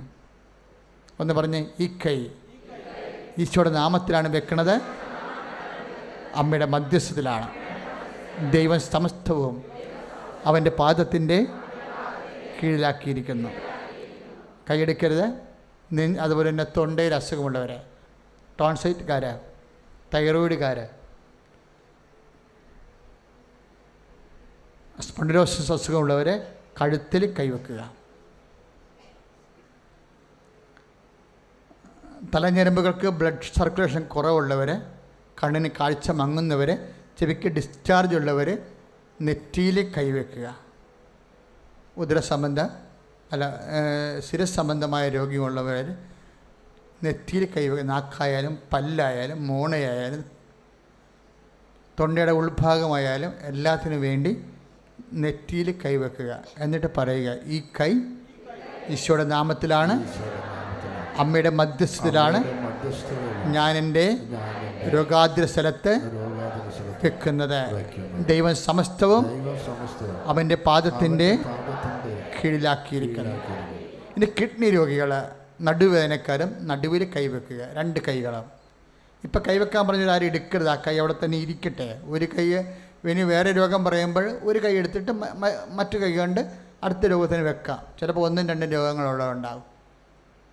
കിഡ്നി രോഗികൾ, നടുവേദനക്കാർ നടുവിൽ കൈവെക്കുക. ഡിസ്ക് അകലുന്നവർ, കശേരികൾ അകന്നവർ, നീർക്കെട്ടലുള്ളവർ, കശേരികൾ ദ്രവിച്ചവർ, അടന്നു പോയവർ, അവിടെ കമ്പി ഇട്ടിരിക്കുന്നവർ ഒക്കെ നടുവിൽ കൈവെക്കുക.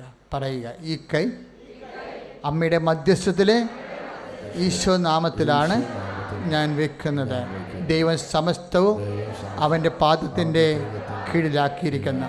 ദൈവം സമസ്തവും അവൻ്റെ പാദത്തിൻ്റെ കീഴിലാക്കിയിരിക്കുന്നു. ദൈവം സമസ്തവും അവൻ്റെ പാദത്തിൻ്റെ കീഴിലാക്കിയിരിക്കുന്നു. ശ്രുതിക്കട്ടെ hallelujah.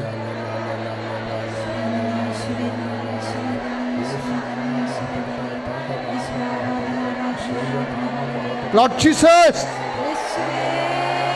pour out your spirit. I command you, in the name of Jesus Christ, you be healed. Yes, your soul, hallelujah.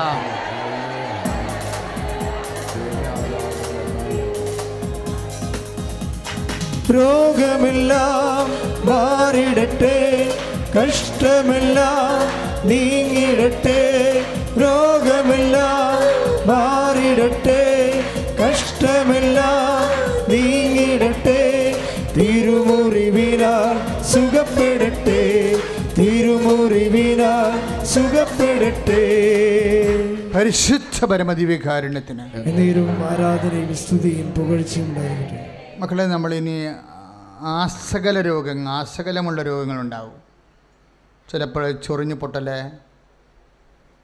വേരിക്കോസിൻ്റെ അസുഖമുള്ളവർ, ഒത്തിരിയേറെ അമ്മ ഈ വേദിയിൽ സുഖപ്പെടുത്തിയിട്ടുണ്ട്. വേരിക്കോസിൻ്റെ അസുഖമുള്ളവർ, അലർജി രോഗികൾ, കാലാവസ്ഥ തണുക്കുമ്പോൾ അലർജി ഉണ്ടാകും, കാലാവസ്ഥ ചൂടാകുമ്പോൾ അലർജി ഉണ്ടാകും, പൊടി കയറുമ്പോൾ അലർജി ഉണ്ടാകും, മഴ പെയ്യുമ്പോൾ അലർജി, വെയിൽ വരുമ്പോൾ അലർജി, മൊത്തം തൊട്ടൽ അലർജി ഉണ്ടാകും. ഒത്തിരിയേറെ അലർജിക്ക് ഉള്ളവരെ അത്ഭുതകരമായി സുഖപ്പെട്ട് ഈ ആരാധന വേദിയിൽ സാക്ഷ്യം പറഞ്ഞിട്ടുണ്ട്. 20 കൊല്ലം തുമ്മുന്നവർ, 10 കൊല്ലം തുമ്മുന്നവർ, ഇങ്ങനെ വ്യത്യസ്തമായ എല്ലാ ദിവസവും ഉണ്ടാവും. അലർജി നമ്മളെ കൊണ്ടൊന്നും ചെയ്യിക്കത്തില്ല. ആ രോഗം വന്നാൽ ഓഫീസിലൊക്കെ ഇരിക്കാനേ പറ്റത്തില്ല. ഇങ്ങനെ മൂക്കൊലിച്ചുകൊണ്ടിരിക്കും, കണ്ണ് ചൊറിഞ്ഞുകൊണ്ടിരിക്കും, ശരീരം ചൊറിഞ്ഞുകൊണ്ടിരിക്കും. അലർജി രോഗങ്ങൾ അത് മുഴുവനും കർത്താവിൻ്റെ വിശുദ്ധമായ രക്തത്തെ കഴുകി മാറ്റപ്പെടേണ്ട രോഗങ്ങളാണ്. അതിന് പ്രത്യേക മരുന്നുകളൊന്നുമില്ല. അപ്പം അതുകൊണ്ട് ആ രോഗങ്ങൾ, അത് മേജർ ഡിസീസ് ക്യാൻസർ രോഗങ്ങൾ, അതുപോലെ തന്നെ അൾസർ രോഗങ്ങൾ. അൾസർ തന്നെ എത്രയോ തരമുണ്ട്. ഹെർണിയ പോലും ചില സമയത്ത് അൾസറായിട്ട് മാറും. വൃഷണ രോഗങ്ങൾ, നല്ല കൗണ്ടില്ലാത്തവർ, കുഞ്ഞുങ്ങളില്ലാത്തവർ, അതുപോലെ തന്നെ അണ്ടം ഉൽപ്പാദിപ്പിക്കപ്പെടാത്തവർ, അവർക്ക് വേണ്ടിയെല്ലാം പ്രാർത്ഥിക്കാൻ പോകുന്ന സമയമാണ്. രോഗങ്ങളെ അച്ഛൻ പറഞ്ഞുകൊണ്ടിരിക്കണം. അതെല്ലാം അത് ഓരോ വാക്കുകൾ കേൾക്കുമ്പോൾ പരിശുദ്ധ അമ്മ ദേവമാതാവേ, അമ്മയുടെ മധ്യസ്ഥയിൽ സൗഖ്യത്തിനായി ഈ രോഗത്തെ ഈശോയ്ക്ക് സമർപ്പിക്കുന്നു. പറയുക, പരിശുദ്ധ അമ്മേ ദേവമാതാവേ, അമ്മയുടെ മധ്യസ്ഥത്തിലെ സൗഖ്യത്തിനായി ഈ രോഗം ഈശോയ്ക്ക് സമർപ്പിക്കുന്നു. ഓരോ രോഗങ്ങൾ അച്ഛൻ ഇങ്ങനെ പറഞ്ഞുകൊണ്ടിരിക്കുമ്പോൾ സമർപ്പിക്കുന്നു എന്നൊക്കെ പറയണം അറിയാവുന്നവർ, രോഗമുള്ളവർ. ചിലർക്കൊക്കെ ഇങ്ങനെ ഭയങ്കര ലൈംഗികമായ വാസനയായിരിക്കും. അവർക്ക് തന്നെ അറിയാം തെറ്റാണ്, പക്ഷെ അവർക്ക് കൺട്രോൾ ചെയ്യാൻ പറ്റണില്ല. അവരെ കുറ്റമല്ല പറയേണ്ടത്, അവരുടെ അവസ്ഥയാണ് ബലഹീനത. അങ്ങനെയുള്ള ബലഹീനതയാണ് നിനക്കുള്ളതെങ്കിൽ അത് പറയണം. പരിശുദ്ധമേ ദേവമാതാവേ, എൻ്റെ ബലഹീനത ഏറ്റെടുത്ത് ഈശോയ്ക്ക് സമർപ്പിക്കണമെന്ന് പറയണം. കാര്യം എല്ലാം ഏറ്റെടുക്കണവനാണ് ഈശോ. നമ്മുടെ ബലഹീനതകളാണ് അവൻ ഏറ്റെടുത്തതെന്ന് ബൈബിള് വ്യക്തമായിട്ട് പറയുന്നുണ്ട്. നമ്മുടെ ബലഹീനതകൾ, അപ്പോൾ പണ്ട് മുതൽ ഇത് ഉള്ളതാണ് മനുഷ്യനെ. ഐസയ 53:5 മുതലുള്ള നമ്മുടെ ഭാരങ്ങൾ അവൻ ചുമന്നു, നമ്മുടെ ബലഹീനതകൾ ഏറ്റെടുത്തു വന്നു. അപ്പോൾ ഒരു പ്രത്യേക സ്വഭാവശീലമായിരിക്കാം. ചിലപ്പോൾ നിയമപരമായിട്ട് ജയിലിൽ പോകാൻ പറ്റിയ സ്വഭാവ വൈകൃതമായിരിക്കാം. അതെന്തായാലും അത് നീ മൗനമായിട്ട് കർത്താവിനോട് പറയണം. കർത്താവേ, എൻ്റെ ബലഹീനതകളെ ഏറ്റെടുത്തവനെ, അമ്മേ ഇത് യേശോ ഏറ്റെടുക്കാൻ എനിക്ക് വേണ്ടി പ്രാർത്ഥിക്കണമേ. കർത്താവേ, എൻ്റെ വിശുദ്ധ രക്തത്താൽ എന്നെ കഴുകണമേ എന്ന് തീക്ഷ്ണമായി പ്രാർത്ഥിച്ചുകൊണ്ടിരിക്കുക. അസ്ഥിയുരുക്കത്തിൻ്റെ രോഗികളുണ്ടാകും, അവർക്ക് വേണ്ടി പ്രാർത്ഥിക്കാൻ പോകുന്ന സമയമാണ്. വെറുതെ വെള്ളപ്പൊക്കുകൾ, പീരീഡ്സ് ഭയങ്കര വിഷമം പിടിച്ച അവസ്ഥയിൽ വേദനിക്കുന്നവരുണ്ട്. പെണ്ണായി ജനിച്ചത് തന്നെ ശപിക്കപ്പെട്ടതുപോലെ കരുതണവരുണ്ട്. കാര്യം ദിവസങ്ങളോട് നിൽക്കുന്ന 10-12 ദിവസം കഠോര വേദനയിൽ നിൽക്കുന്ന ഛർദിൽ, നടുവേദന, ഉറക്കമില്ലായ്മ, മാനസിക തകർച്ച, ഇങ്ങനെയൊക്കെ അനുഭവിക്കുന്ന സിവിയർ പീരീഡ്സ് പെയിൻ അനുഭവിക്കുന്നവരുണ്ട്. അവർക്ക് വേണ്ടി പ്രാർത്ഥിക്കുന്ന സമയമാണ്. ഇങ്ങനെ ഓരോ രോഗങ്ങൾ, വ്യത്യസ്തമായ രോഗങ്ങൾ, അപസ്മാര രോഗങ്ങൾ, SLE രോഗങ്ങൾ, ഇമ്മ്യൂണിറ്റിയുടെ പ്രോബ്ലംസ്, ആൻറ്റിബോഡിയുടെ വർക്കുകൾ, അതുമൂലം ഉണ്ടാകുന്ന ശരീരത്തിനുണ്ടാകുന്ന ക്ഷയങ്ങൾ പ്രാർത്ഥിക്കുക. അമ്മേ പരിശുദ്ധ അമ്മേ, ഇത്തരം രോഗങ്ങളെല്ലാം ഈ ആരാധനയിലെ അമ്മ പ്രത്യക്ഷപ്പെട്ട ഇടത്ത് ദിവ്യകൃപാനയിലെ പരിശുദ്ധ അമ്മ വഴി ഈ അപൂർവ രോഗങ്ങളെ, അജ്ഞാത രോഗങ്ങളെ ഞാൻ സമർപ്പിക്കുന്നു. മൂത്രത്തിൽ കല്ലുള്ളവരുണ്ടാകാം, ചിലപ്പോൾ 7 സെൻറ്റിമീറ്റർ 8 സെൻറ്റിമീറ്ററൊക്കെ കല്ല് വലിപ്പമുണ്ട്. ഡയാലിസിന് പോലും ഇനി കല്ല് വരുന്നതായ ഡയാലിസിന് പോകേണ്ടി വരുമെന്ന് ചിലപ്പോൾ ഡോക്ടർ നിന്നോട് പറഞ്ഞു കാണാം. അങ്ങനെയുള്ള ഡോക്ടർ ഓരോ കാര്യങ്ങൾ പറഞ്ഞിട്ടുണ്ട് നിന്നോട്. അത് നീ കേട്ട് വിഷമിക്കരുത്. നിൻ്റെ ദൈവം അവൻ്റെ കരങ്ങൾ നിന്നെ രക്ഷിക്കാനാവാത്ത വിധം കുറുകിപ്പോയിട്ടില്ല എന്ന് പറയുക മാത്രമല്ല, അത് നിന്നെ അനുഭവിപ്പിക്കാൻ വേണ്ടിയാണ് അമ്മ നിനക്ക് വേണ്ടി ഈ സമയം മധ്യസ്ഥം വഹിക്കുന്നത്. അങ്ങനെ രോഗമുള്ളയിടത്തെല്ലാം ഈ രോഗങ്ങൾ മുഴുവൻ അപസ്മാര രോഗങ്ങളുണ്ടാകാം. അതുപോലെ തന്നെ ഭ്രാന്ത് ചിലപ്പോൾ നിനക്കുണ്ടാകണമെന്ന് നിർബന്ധമില്ല, നിൻ്റെ വീട്ടിലുണ്ടാകാം. ഭ്രാന്തുകൾ ഉള്ളവർ, മാനസിക രോഗമുള്ളവർ, അവരെയൊക്കെ എല്ലാം ഈ സമയത്ത് നമുക്ക് പരിശുദ്ധ അമ്മ വഴി ഈശോയ്ക്ക് സമർപ്പിക്കാം. നിൻ്റെ കൈകളെ നീ പൊതിഞ്ഞ് കൈകളെ കൊണ്ട് ശരീരം പൊതിയണം. എന്നെ ശ്രമിക്കുന്ന ഈ ശുശ്രൂഷ ജീവനോടെ പങ്കെടുക്കുന്ന, ജീവനുള്ള വിശ്വാസത്തോടെ പങ്കെടുക്കുന്ന അനേക രാജ്യങ്ങളിലും സംസ്ഥാനങ്ങളിലും വീടുകളിലും നാടുകളിലും ഇടങ്ങളിലുമുള്ളവർ ഇപ്പോഴ് കൈകൾ കൊണ്ട് ശരീരം പൊതിഞ്ഞ് പരിശുദ്ധ അമ്മ വഴി ഈശോയ്ക്ക് ഏൽപ്പിച്ചുകൊണ്ട് അടിമുടി കർത്താവിൻ്റെ വിശുദ്ധമായ രക്തത്തിൻ്റെ മഴ പെയ്യാൻ, അടിമുടി കർത്താവിൻ്റെ വിശുദ്ധമായ രക്തത്തിൻ്റെ മഴ പെയ്യുന്ന ഈ സമയത്ത് വിശ്വാസികൾ പ്രാർത്ഥിക്കാൻ തുടങ്ങുന്നു. കർത്താവേ, കർത്താവേ, കർത്താവേ, നിൻ്റെ വിശുദ്ധ പൗരോഹിത്യത്തെ മഹത്വപ്പെടുത്തണമേ. കർത്താവേ, കർത്താവേ, കർത്താവേ, സഭയിലുള്ള സാന്നിധ്യം പ്രകടമാക്കണമേ. അമ്മേ, അമ്മേ, പരിശുദ്ധമ്മേ, ദേവമാതാവേ, കൈ കൊണ്ട് ശരീരം പൊതിഞ്ഞ് സർവ്വരോഗങ്ങൾക്കിടെ സൗഖ്യത്തിനായി പ്രാർത്ഥിക്കുന്നവർക്ക് വേണ്ടി മാധ്യസ്ഥം വഹിക്കണമേ. അമ്മേ, പരിശുദ്ധമ്മേ, ദേവമാതാവേ, മാരക രോഗങ്ങൾ, സ്ഥിരവേദികൾ യേശുവിന്റെ നാമത്തിൽ, യേശുവിന്റെ നാമത്തിൽ, യേശുവിന്റെ നാമത്തിൽ മാറിപ്പോകട്ടെ. ഹല്ലേലൂയ.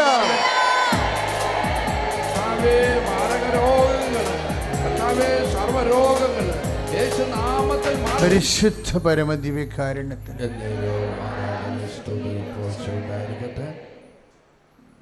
പ്രിയപ്പെട്ടവരെ, ബൈബിളിലെ വളരെ ഹൃദ്യമായ ഒരു വചനമുണ്ട്.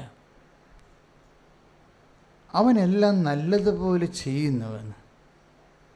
ബധിരൻ പറഞ്ഞതാ.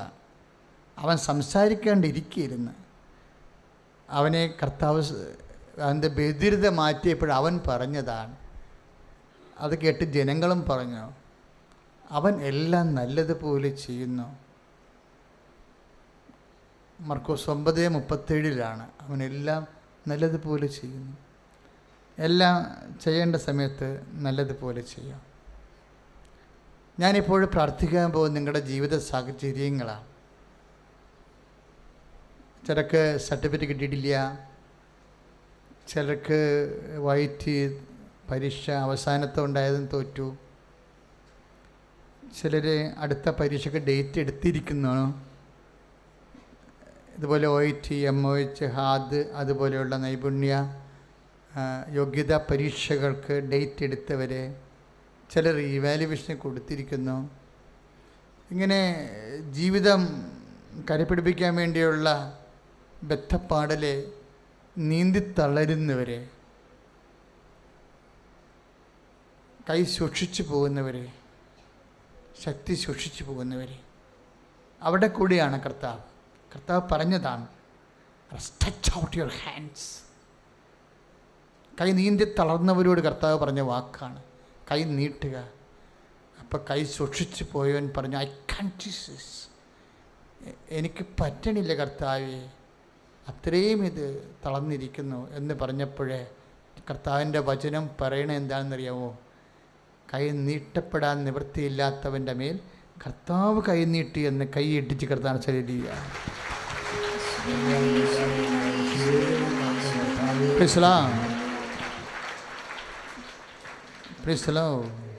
ഇപ്പം നിൻ്റെ മേൽ കർത്താവ് കൈ നീട്ടുന്ന സമയമാണ്. എല്ലാം നല്ലതുപോലെ ചെയ്യുന്ന കർത്താവ് നിൻ്റെ ജീവിതത്തിൽ വന്നിട്ടുള്ള പരാധീനതകളെ ഇപ്പോൾ ചിലർ വസ്തു വിറ്റുമാറാത്തവരുണ്ട്. അവർക്ക് വേണ്ടി പ്രാർത്ഥിക്കാൻ തുടങ്ങാൻ പോകുകയാണ്. അതുകൊണ്ടാണ് ഞാൻ ഇൻട്രൊഡക്ഷൻ പറയണത്. ചിലപ്പോൾ ഇപ്പോൾ ഇവിടെ നമുക്ക് സാക്ഷ്യങ്ങൾ കേട്ടില്ലേ, ആ വസ്തു വിറ്റ് മാറിയില്ലെങ്കിൽ പിന്നെ ബാങ്ക് കടം കയറി ജപ്റ്റായി പോകും. സമയത്തിനാണ് പ്രാധാന്യം. ആ സമയം ജപ്തിയായി പോകുന്ന സമയത്തിന് മുമ്പ് ഇത് വിറ്റ് മാറ്റണതിന് ചിലപ്പോൾ ഷോർട്ട് ടൈമേ ഉണ്ടാകത്തുള്ളൂ. സമയച്ചുരുക്കം. ഉടമ്പടി സമയച്ചുരുക്കത്തിൻ്റെ പ്രാർത്ഥനയാണ്. സമയമായില്ല എന്ന് ഈശോ പറയുമ്പോൾ അമ്മ അവൻ പറയണ പോലെ ചെയ്ത് സമയം ചുരുക്കിയെടുക്കുന്ന പ്രാർത്ഥനയാണത്. അപ്പം അതിൻ്റെ മനസ്സിലാക്കണം. അതുകൊണ്ടാണ് ഒരു അപ്പച്ചൻ, അരുൺകുട്ടി അപ്പച്ചൻ പറഞ്ഞില്ലേ, നിങ്ങൾ അത് വായിച്ച് നോക്കണം, അതിൻ്റെ ഹാൻഡ് ബുക്ക് വായിച്ച് നോക്കണമെന്ന് പറഞ്ഞില്ലേ. അതിൻ്റെ ടെക്നിക്കാലിറ്റി കറക്റ്റായിട്ട് മനസ്സിലാക്കണം.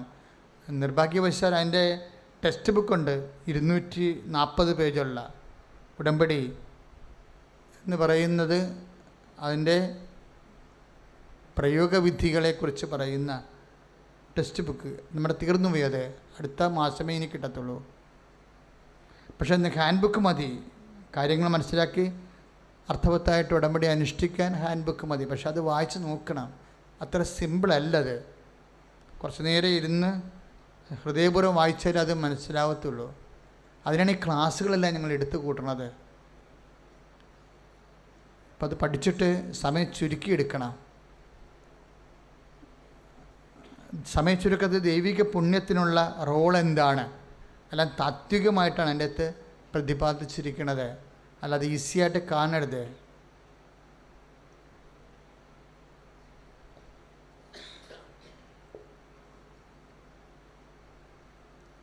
ഇപ്പോഴും നമ്മൾ പ്രാർത്ഥിക്കാൻ പോകുന്നത് ഭാഗോടമ്പടി നടക്കാത്തവരെ, വസ്തു പേരിൽ കൂട്ടി കിട്ടാത്തവരെ, അവകാശികൾ മരിച്ചുപോയത് കാരണം പല അവകാശികൾ ക്ലെയിം ചെയ്തിട്ട് ആകെപ്പാടെ ജാർഗണായിപ്പോയ അവസ്ഥകൾ, തമ്മിൽ മിണ്ടാത്തവർ, തന്ത്രപരമായിട്ട് മിണ്ടാണ്ടിരുന്നിട്ട് കൊടുക്കാനുള്ള കൊടുക്കാതെ കാണിക്കുന്ന നീച തരങ്ങൾ, ആ മണ്ഡലങ്ങളെല്ലാം സമർപ്പിക്കേണ്ടതാണ്. ഇതൊന്നും നമുക്ക് വിഷയമല്ല. ദൈവം സമസ്തവും അവൻ്റെ പാദത്തിന് കീഴാക്കിയിരിക്കണം. ദുഷ്ടബുദ്ധിയായാലും ശരി, ഉപ്പിരിക്കുന്ന കുടമുഴയുന്ന പോലെ ഉടയും. നീ ഉടമ്പടിയിൽ അമ്മയെല്ലാം നിരീക്ഷിക്കുന്നുണ്ട്. എല്ലാ വിഷയങ്ങളും കിട്ടാത്ത വഴികൾ, മനഃപൂർവ്വം തരാത്ത വഴികൾ, നമ്മൾ വിറ്റുചുട്ട് പോകാൻ വേണ്ടി പെട്ടവലക്ക് അടിച്ചു മാറ്റാൻ വേണ്ടി വഴി ബ്ലോക്ക് ചെയ്യുന്നവർ, നമ്മൾ മധ്യസ്ഥന്മാരായിട്ട് വെച്ചവന്മാരും കോഴ മേടിച്ച് അവിടെ കൂടെ കൂടിയിരിക്കുന്ന അവസ്ഥകൾ, വക്കീൽമാർ തമ്മിൽ ഒത്തുകളി കൊണ്ട് കേസ് ലാഗ് ചെയ്ത് പോവുകയും നമുക്ക് പ്രധാനമായിട്ടുള്ള വിധി ദിവസം, വിസ്താര ദിവസം വക്കീൽ ഹാജരാകാതെ ബോധപൂർവം മാറി നിൽക്കുന്ന ദുഷ്ടത്തരങ്ങൾ, ഇങ്ങനെ പലതരത്തിലുള്ള വിഷമതകളാണ് ജനത അനുഭവിക്കുന്നത്.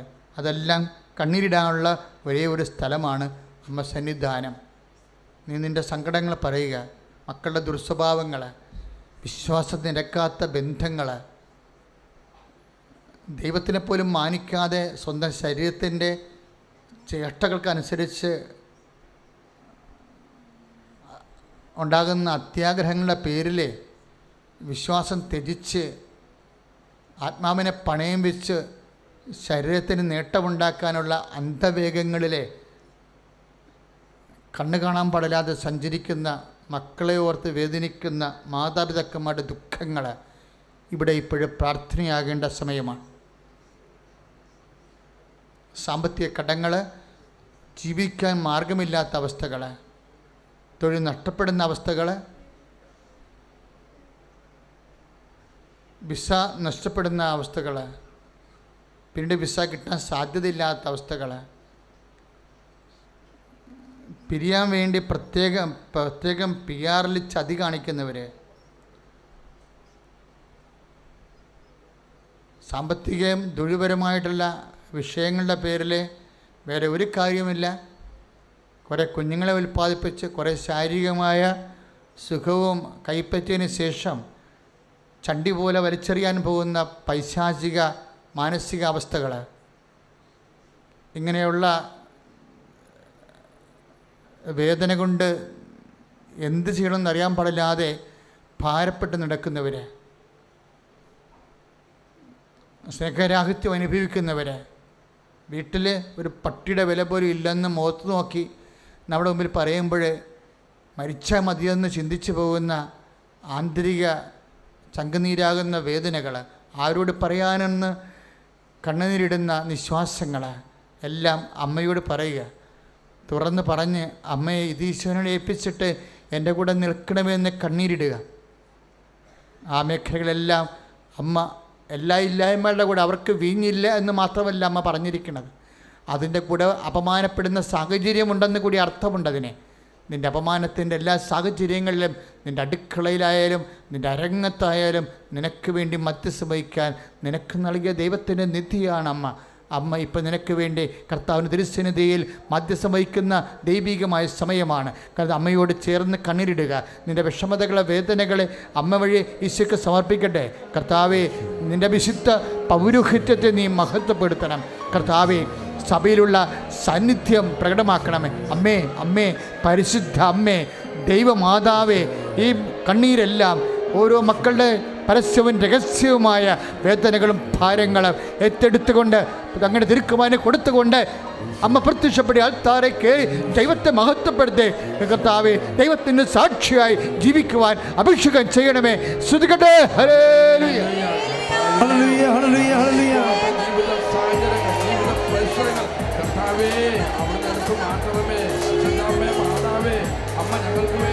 ഡേറ്റ് ഇട്ട് പ്രാർത്ഥിക്കുന്ന സമയമാണ്.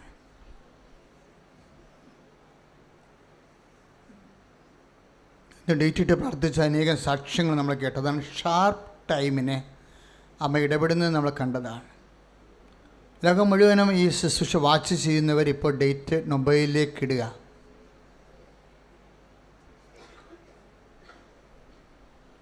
വിശ്വാസത്തോടു കൂടി തീയതികൾ, സമയങ്ങൾ, ഇൻ്റർവ്യൂ സമയം, സ്ഥലമളവ്, കോടതി, കേസ്, വിധിവിസ്താരം, വാടകയ്ക്ക് കഴിഞ്ഞിട്ട് ഇറങ്ങിപ്പോകാതെ നിൽക്കുന്നവർ, തന്ത്രപരമായി കേസ് ഇറങ്ങിപ്പോകാതിരിക്കാൻ വേണ്ടി കേസ് കൊടുത്തിരിക്കുന്നവർ, അതെല്ലാം ഡേറ്റ് ഇടുക. പരിശുദ്ധ അമ്മ വഴി ഈശോയ്ക്ക് ഡേറ്റ് സമർപ്പിക്കുക, സമയത്തെ സമർപ്പിക്കുക.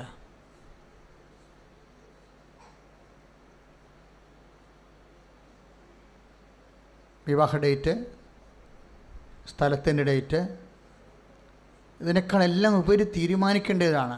ഞാൻ സ്വകരാജ്യത്തിൻ്റെ സാക്ഷിയായി യേശുവിനെ മഹത്വപ്പെടുത്തിക്കൊണ്ട് എൻ്റെ ജീവിതം ക്രമീകരിക്കും. ഞാൻ എവിടെയായിരുന്നാലും കർത്താവിൻ്റെ മഹത്വത്തിനായി ജീവിക്കും എന്ന് തീരുമാനിച്ചിട്ട് നീ ഡേറ്റ് ഇടുക.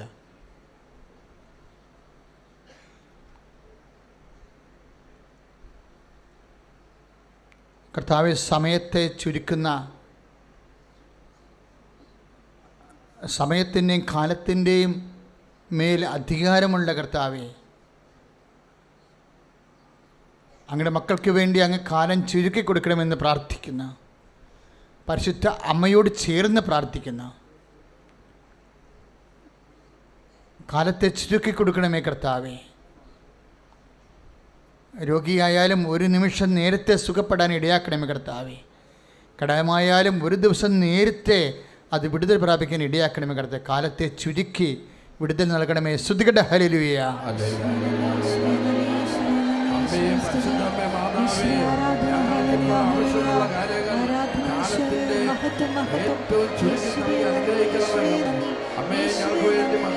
പരിശുദ്ധ തമ്പുരാൻ്റെ അമ്മേ, പാപികളായ ഞങ്ങൾക്ക് വേണ്ടി ഇപ്പോഴും ഞങ്ങളുടെ മരണസമയത്തും തമ്പുരാൻ്റെ അപേക്ഷിച്ചുകൊള്ളണമേ.